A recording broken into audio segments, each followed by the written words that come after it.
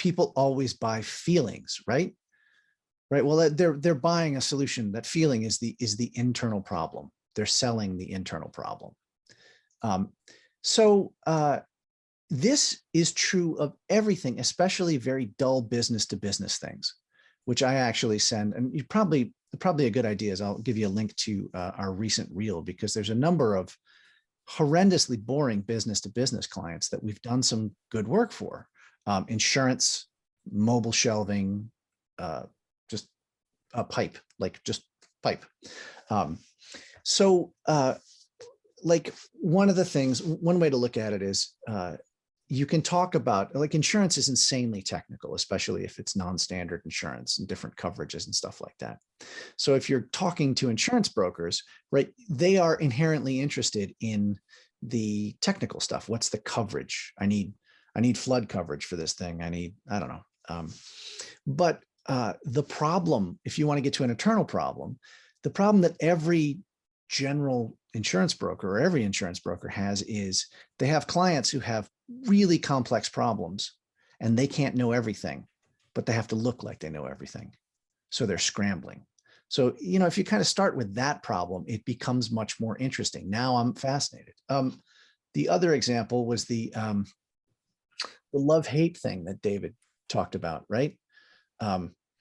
For people who love feedback and hate performance reviews was one of the examples he used. Mm-hmm. Well, I love that construction, especially, for all kinds of communication, but it's a problem, right? He's talking about a problem. Once you throw the problem out there, you're sick of being stuck in traffic. And this crazy thing happens when you if you can state a problem and people get that you empathize with them, they think you have the solution. If you can describe it well, they automatically assume you have the solution, whether it's true or not. What do you think about that? I'm talking a lot here. This was supposed to be a conversation. Yeah. I mean, I love I loved his like love-hate, for people that hate this, but love this, is such a great way to cut right to that. I think emotional resonance is what he's really getting to.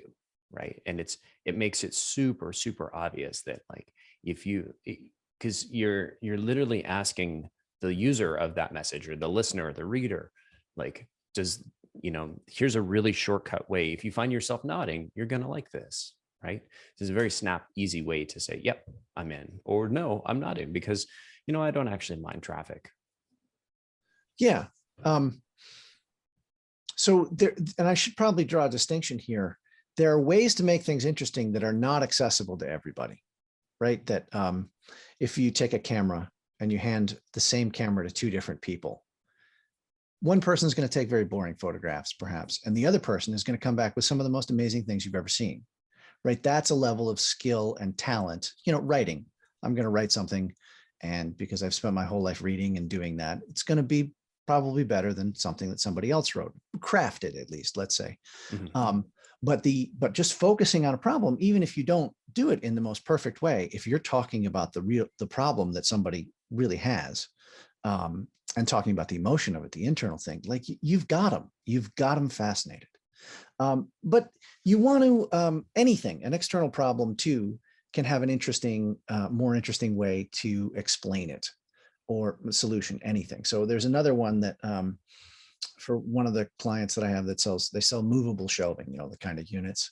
Mm-hmm. And I helped them a number of years ago. Like, they sold a bunch of different things. They were a dealership for a bunch of different things. They didn't know how to talk about what they did.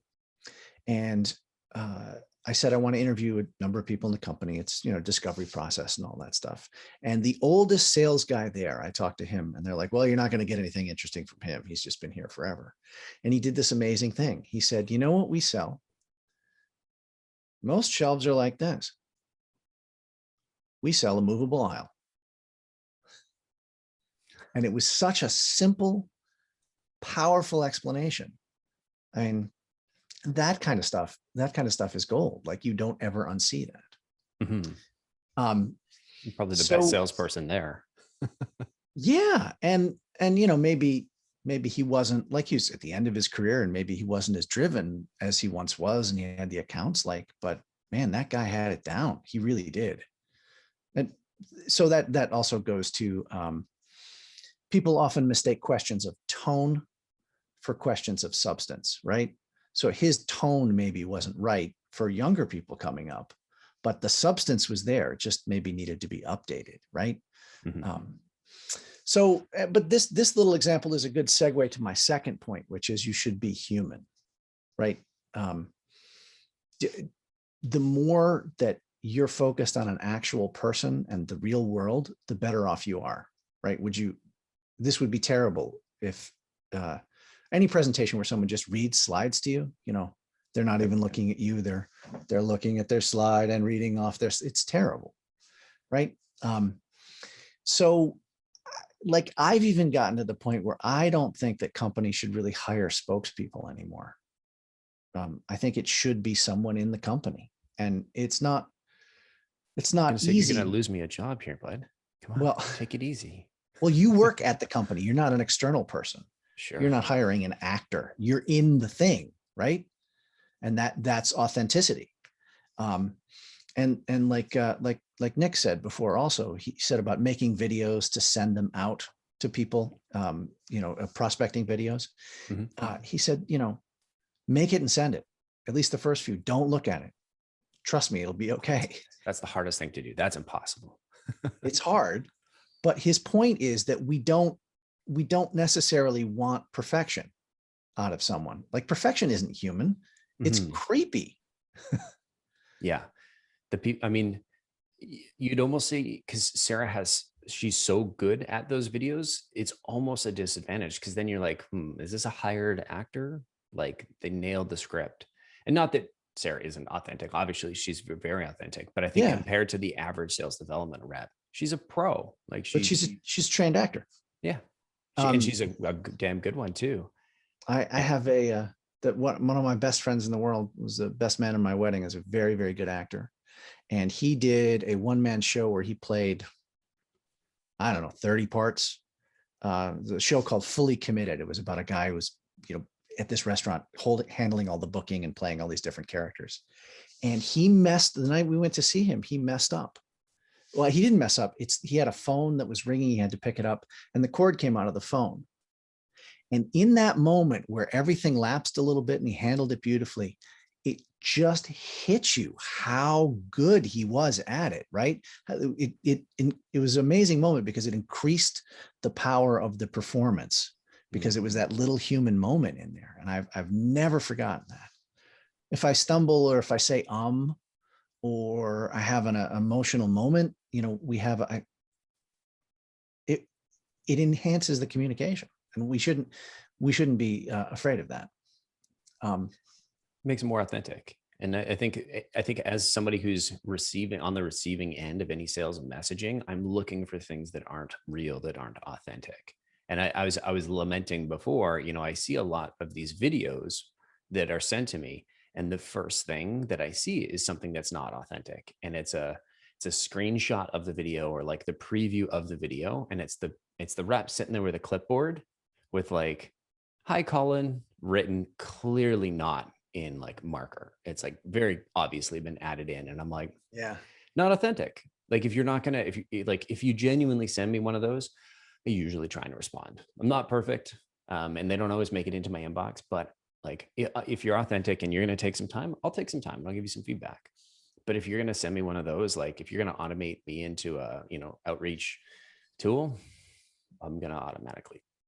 You want my time, but you're not going to spend your time to get it. Yeah, Yeah. that's a very It's being a selfish human.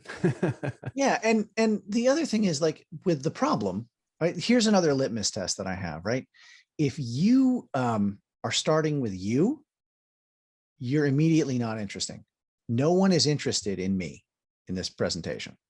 I mean, they're interested in what I can do to help them. And people will be nice in face-to-face interactions, and they'll, we have a little chit chat at the beginning and whatnot. But if I don't have something, if I'm just talking about how wonderful I am,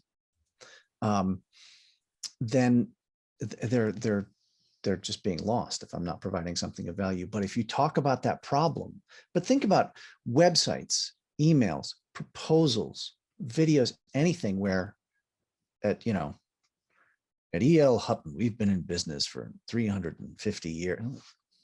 That's great, but I don't care. Does it make sense? That's why that, like those love-hate statements, get right to it. And then you can start to, in the decision-making process, you can start to be like, okay, well, have they been around a while? Do they have this capability? Do they have that capability? And it's interesting. So it's bringing me to my third point here.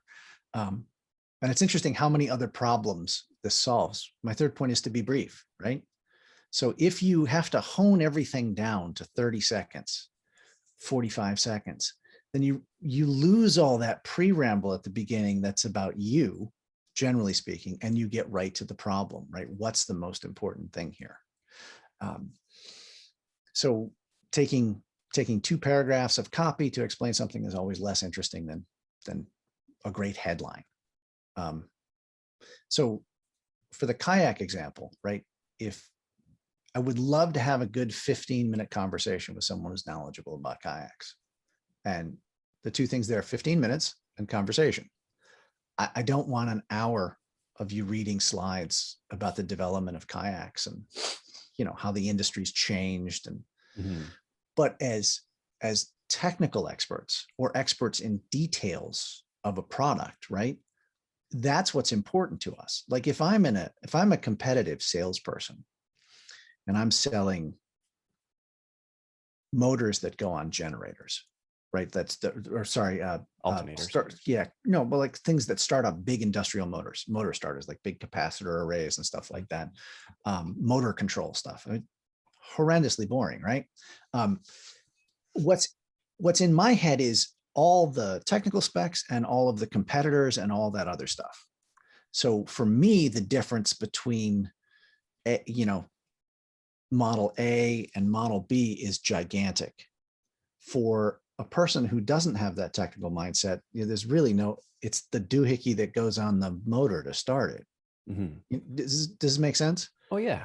I mean, I used to sell generators. So yes, I'm like, oh, I remember deep sea module RSM232 or whatever it was. And it's like, some people are like, I just want a button to push and the machine will start. And other people are like, hey, I've got to have this specific type of like RJ35 cable or whatever, so that I can hook it into my automation system, and it has to be compatible with XYZ. But if you just want the generator to turn on, some people just want a button and some people want unlimited control. So like you said, with your kayaks, you don't want the history of kayaking. You're like ocean kayak, lake kayak, trick kayak. I don't know, one with kayak holes in that it. I have to, whitewater kayak I have to maintain, kayak that I don't have to maintain. Totally.